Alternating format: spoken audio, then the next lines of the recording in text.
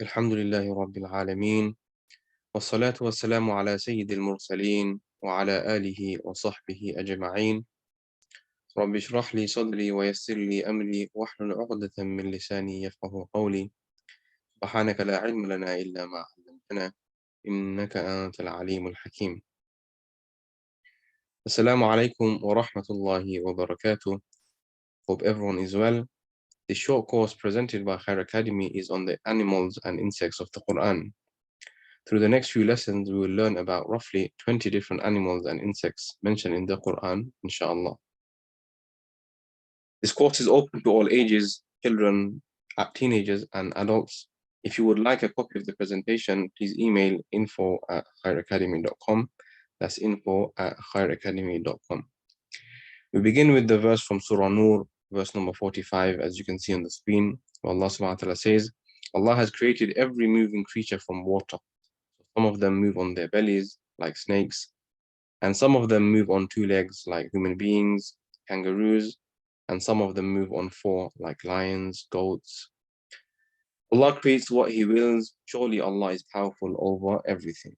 This verse is from Surah Nur, verse number 45. From this verse, we learn that Allah has created animals and insects in different sizes, shapes, colors, forms. Each and every animal and insect has been beautifully created and designed by Allah subhanahu wa ta'ala with amazing features. Scientists have only been able to discover and name roughly 10% or more, slightly more creatures from the animal kingdom. However, there are thousands and thousands of animals and insects created by Allah subhanahu wa ta'ala that are yet to be discovered. In this course, we will only speak about those animals and insects that have been mentioned in the Quran. Before we speak about the first animal on our list, we will go over a short introduction. In the first slide, there are 4 points we would like to cover. The first point, reasons why animals and insects have been mentioned in the Quran. What are the reasons why Allah has mentioned animals and insects in the Quran? There are many reasons for mankind to observe, study, and reflect upon the greatness of Allah subhanahu wa ta'ala, to understand the power and wisdom of Allah. As He has created every animal and insect with special features, His wisdom behind the size and abilities of each animal and insect is beyond our imagination. Let's look at an example of the Quran to understand Allah's greatness. We can look at the verses where Allah speaks and mentions about honey and milk being products of animals. In Surah Nahl, verse number 69, Allah says, يخرج من بطونها شراب مختلف ألوانه فيه شفاء للناس. Where Allah speaks about honey. Allah says, from their bellies comes liquid of different colors in which there is healing for people. From the bellies of bees, Allah has created honey, which is shifa, which is a healing for mankind. In another verse, in Surah Nahl, verse number 69, verse number 66, Allah says, وَإِنَّ لَكُمْ فِي الْأَنْعَامِ لَعِبْرَةً نسقيكم مما في بطونه من بين فرث ودم لبنا خالصا سائغا للشاربين. Allah says, surely there is a lesson for you in cattle. We provide for you out of what lies in their bellies between feces and blood, their milk pure and pleasant for those who drink. So in this verse, Allah speaks about milk being a product of these animals. So honey and milk are produced from inside these animals. It shows the greatness of Allah subhanahu wa ta'ala. So this is one of the reasons why Allah mentions animals in the Quran and insects. In some verses, another reason for why Allah mentions animals and insects in the Quran are some verses where Allah has referred to animals as blessings of mankind. Okay, Allah has given it to us as blessings. So we can show gratitude and appreciate these animals given to us by Allah. We derive so much benefit from these animals, such as traveling. Okay, thus in some countries, people use animals for traveling. However, we should remember one point, that we shouldn't overburden animals. The hadith when our Prophet once entered a garden amongst the Ansar. When the camel saw the Prophet it started to weep and making sounds as its tears flowed. The Prophet came and patted it on his head, so he became silent, and he asked, who is the master of this camel? Who does this camel who does this camel belong to? A young man from the Ansar said, "This is mine, O Messenger of Allah." The Prophet said, "Do you not fear Allah in regard to this animal Allah has put in your possession? Verily, she has complained to me that you keep her hungry and tired." So we should remember that we can derive benefit from these animals. However, we cannot overburden them. Some other benefits we can derive are transporting goods. In some countries, they use it for transporting goods. Another benefit we derive are we eat from products made from animals, such as milk, yogurt, eggs, butter, honey, cheese, and the list goes on. Some animals we eat. Those animals are halal to consume. Some animals we use for farming and plowing. Some animals we use for security. Some animals we use for clothing. In some verses, Allah speaks about this. In Surah Mu'min, Allah says, verse number 79, Allah says, الله الذي جعل لكم الأنعام تركبوا منها ومنها تأكلون. Allah is the one who made for you cattle, so you may ride some of them, and of them you eat. And another verse, Surah Nahl, verse number 80, Allah says, I'm just reciting a portion of the verse. Allah says, وَجَعَلَ لَكُم مِّن جُلُودِ الْأَنْعَامِ بُيُوتًا. That Allah has made for you houses from the skins of cattle. And towards the end of the verse, Allah says, وَمِنْ أَصْوَافِهَا وَأَوْبَارِهَا وَأَشْعَارِهَا أَثَاثًا وَمَتَاعًا إِلَى حِينٍ. And out of the wool and the fur and the hair, we use it as household goods and things for enjoyment. So we use the skins and the hair and the fur of animals for clothing. In some verses, Allah speaks about and Allah informs us about the diversity in the animal kingdom, the beauty of the animal kingdom. Allah says in Surah Fatir, verse number 28, وَمِنَ النَّاسِ وَالدَّوَابِّ وَالْأَنْعَامِ مُخْتَلِفٌ أَلْوَانُهُ كَذَلِكَ. And among humans and animals and cattle, there are those of different colors. Just not in different animals. You can look at one specific animal. Let's look at the example of lions. You can get lions, some are white, some are light yellow, some are light brown, some are orange brown. This shows the power of Allah subhanahu wa ta'ala that in this one specific animal kind, Allah has created many different colors. We move on to our second point on the screen, which is animals, insects are from the signs of Allah subhanahu wa ta'ala. Allah states in Surah Shura, verse number 29, وَمِنْ آيَاتِهِ خَلْقُ السَّمَاوَاتِ وَالْأَرْضِ وَمَا بَثَّ فِيهِمَا مِنْ كُلِّ دَابَّةٍ وَهُوَ عَلَى جَمْعِهِمْ إِذَا يَشَاءُ قَدِيرٌ. And among his signs is the creation of the heavens and the earth, and of the creatures he has spread in them, and he is powerful to assemble, gather them whenever he so wills. Animals are from amongst the signs of Allah subhanahu wa ta'ala. They point towards the existence of Allah subhanahu wa ta'ala. Imam Shafi'i, he was asked for proof which shows the existence of a creator. Someone asked Imam Shafi'i, do you have any proof that Allah exists? He said, yes, a mulberry leaf. A mulberry leaf, it tastes the same, but when a worm eats it, the worm produces silk. When a bee eats it, it produces honey. When sheep, camels, and cattle eat it, they produce dung. And when a gazelle eats it, it produces musk. The source is one, the mulberry leaf is one, but the products of these animals and insects are different. It shows that Allah, there is a Lord behind all of this. There is a God of mankind who is behind all of this, as this is something amazing. From one leaf, many different products are created or are made from these insects when they eat this leaf. We move on to the third point. Allah subhanahu wa ta'ala is the provider for all of his creation. In a verse in Surah Hud, verse number 6, Allah says, وَمَا مِن دَابَّةٍ فِي الْأَرْضِ إِلَّا عَلَى اللَّهِ رِزْقُهَا وَيَعْلَمُ مُسْتَقَرَّهَا وَمُسْتَوْدَعَهَا كُلٌّ فِي كِتَابٍ مُبِينٍ. There is no moving creature on earth whose provision is not guaranteed by Allah. He knows where it lives and where it is laid to rest. Everything is in the clear book. Every creation of Allah is fed by Allah. Allah isn't such a creator that he creates and he abandons his creation. No, he looks after the needs of every single creation he has created. The story of Musa alayhi salam comes to mind. Whilst Musa alayhi salam was traveling, he left his wife in a certain place and went to search for fire. Search led him to Mount Tur, where he conversed, as is famous, where he conversed with Allah subhanahu wa ta'ala.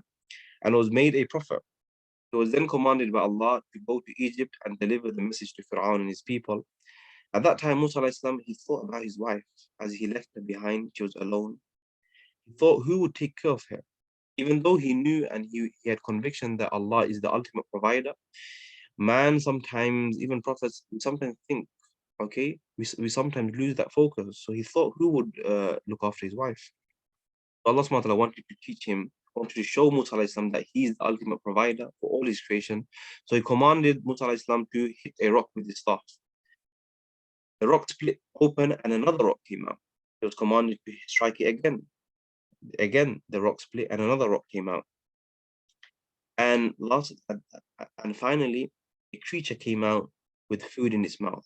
Seeing this, Musa alayhi salam left for Egypt as he was convinced Allah subhanahu wa ta'ala will take care and provide for his wife.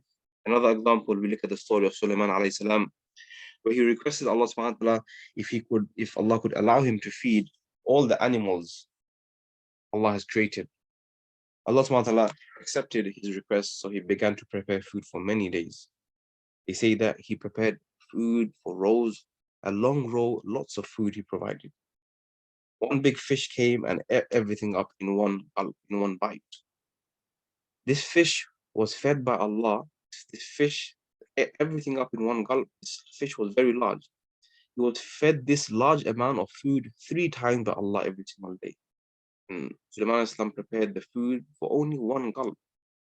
So imagine Allah, He provides this fish 3 times of what Sulaiman Islam provided it once after preparing food for many, many days. Move on to our last point of this slide. Animals and insects make tasbih. Allah subhanahu wa ta'ala states in Surah Isra, verse number 44, تسبح له السماوات السبع والأرض ما فيهن وإن من شيء إلا يسبح بحمده ولكن لا تفقهون تسبيحهم إنه كان حليما غفورا. Allah says the 7 heavens and earth together with whatever is within them glorify Him. There is nothing which does not glorify His praises, but you do not understand their glorification. In another verse, Allah says in Surah Nur, verse number 41, أَلَمْ تَرَ أَنَّ اللَّهَ يُسَبِّحُ لَهُ مَا فِي السَّمَاوَاتِ وَالْأَرْضِ وَالطَّيْرُ صَافَّاتٍ كُلٌّ قَدْ عَلِمَ صَلَاتَهُ وَتَسْبِيحَهُ وَاللَّهُ عَلِيمٌ بِمَا يَفْعَلُونَ. Allah says, do you not see that everything in the heavens and the earth glorifies Allah, including the birds with their wings spread out? Each one knows its salah, i.e. the mode of worship, and its method of glorification, and Allah has knowledge of what they do. Now, animals and insects constantly they praise Allah. Their mode and method might be different to the way we worship Allah. Just as angels and human beings, we worship Allah differently. Likewise, insects and animals also worship Allah and praise Allah in their own unique manner. That moves us on to our final slide for today.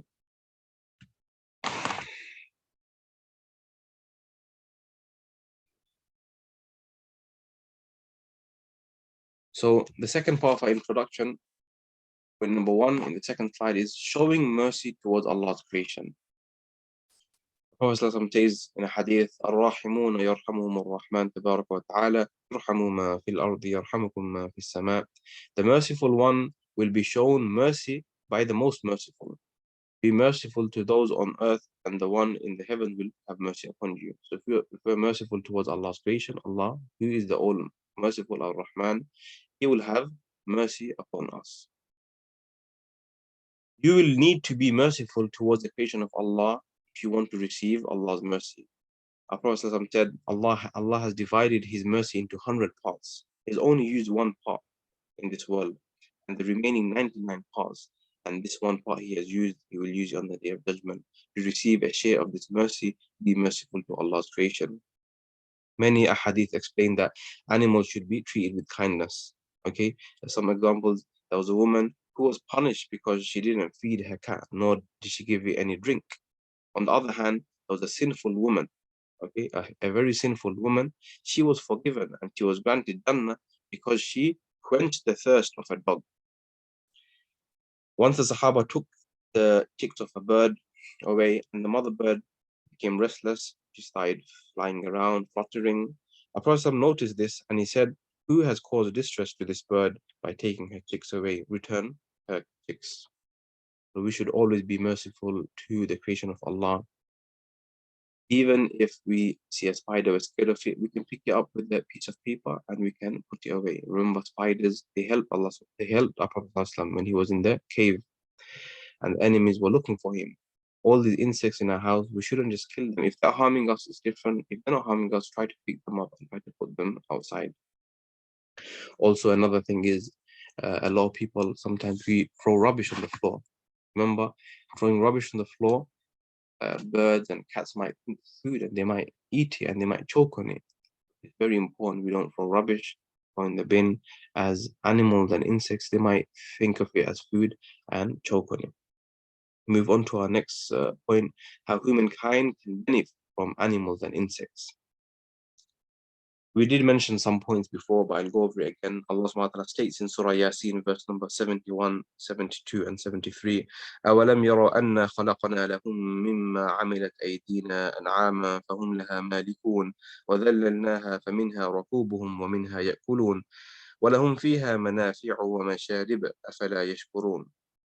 Did they not see that we have created for them cattle among things made by our hands? Then they are the owners, and we have brought them under their control. So as some of them are the means of transport, some they eat, and from them there are many benefits that can be derived, and drinks.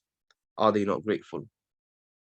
So mankind and human beings, we take so much benefit from animals. For example, in some countries, they use animals for transporting people and goods, like camels, horses, donkeys, elephants. Point number two, some animals we eat. For example, chicken, cows, goats, sheep, etc. When we also eat their products as well, some animal products like milk, honey, eggs. We also use animals for security, such as dogs. We use animals to make clothes, carpet, blankets, bags, shoes. Also, people use the ivory from elephant trunks to use to make jewelry, many other things. Some animals are used to plow and farm lands, and many other benefits mankind can take from animals and insects. We move on to point number three on the slide, in the slide, animals and insects on the Day of Judgment. Allah subhanahu wa ta'ala says in Surah Takwir, verse number 5, وَإِذَا الْوُحُوشُ حُشِرَتْ.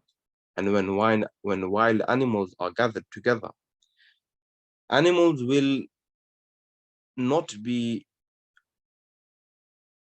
animals don't have Jannah and Jahannam to go to like human beings. They're not tested like human beings. However, they will be held accountable for their actions on earth. Justice will be served for those animals who are unjust.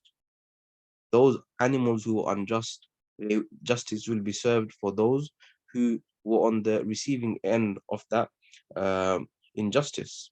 Allah knows best how this will be done. It's amazing also that even animals will be scared on this day. This shows that if animals are scared on this day, then mankind should be even more scared. If Allah will show justice in the animal kingdom, then obviously there will be justice in the human kingdom, mankind as well. And it's amazing that on the day of judgment, no animal would be scared of another animal. Praise would not be scared of the predator. The sheep won't be scared of a lion. A sheep won't run away from a lion. Even though on this earth the sheep might run away from the lion because he's scared, it's a prey of the lion. On the day of judgment, the sheep won't run away. Whilst on this topic, one of the major signs of the day of judgment is the beast. It will be strange looking with huge features. It will be wearing the ring of Sulaiman alayhi salam and have the staff of Musa alayhi salam. It will not harm anyone. It is not evil, but sent from Allah subhanahu wa ta'ala to speak to people about Allah and the truth. And we move on to the last point for today's lesson. Animals, which types of animals can be consumed? Okay, which types of animals are permissible and impermissible to consume? Jurists have said that animals and insects can be classified into three groups. Group number one, animals that have no blood. Animals and insects that have no blood, such as spiders, beetles, wasps, All those insects that fall into this category are impermissible to consume.